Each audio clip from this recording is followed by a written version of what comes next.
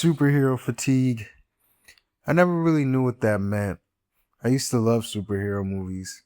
I was heavily invested in the MCU, and while I'm not as nearly invested in the genre these days, old habits die hard.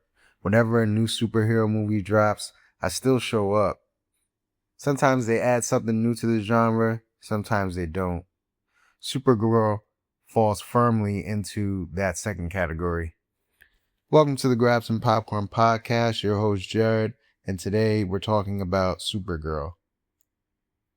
This movie feels like a collection of generic superhero tropes blended together and poured onto the big screen.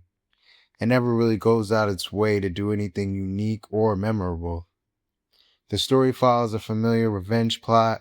Ruthie witnesses a tragedy and sets out to get revenge, eventually crossing paths with Supergirl. The two spend the rest of the movie together, but I never fully bought into their friendship. It felt less like a meaningful bond and more like Supergirl helping someone who couldn't help themselves. Before long, they're just hopping from planet to planet because the plot needs them to.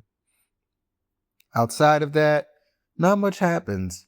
It's a cycle of flying somewhere, fighting people, relocating, and doing it all again.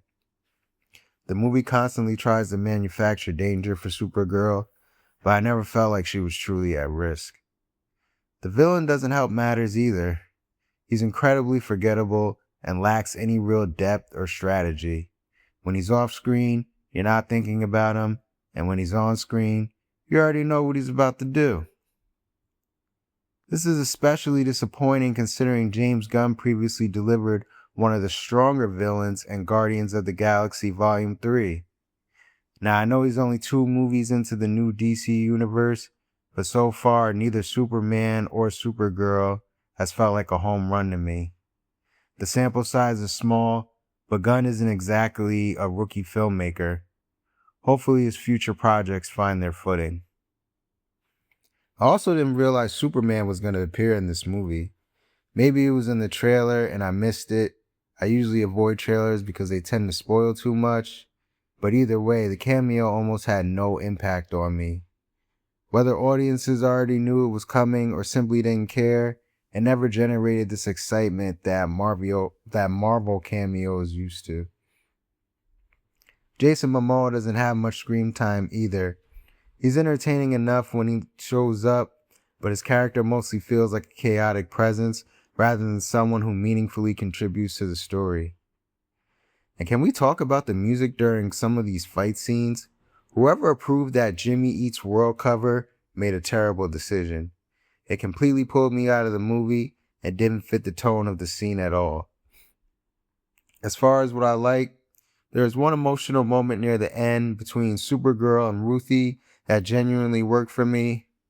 Unfortunately, moments like that are few and far between. The biggest issue with Supergirl is that it lacks its own identity. It feels like a mashup of things we've already seen, done better elsewhere.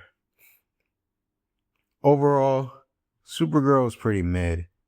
It won't be one of my summer favorites, and I'd honestly recommend waiting for streaming. I'm giving Supergirl a 4 out of 10. And that's my review for this one, y'all. If you've seen it, let me know what you thought about it in the comments. Let me know what you thought of the review. Be sure to like and subscribe. And I'll see you on the next one.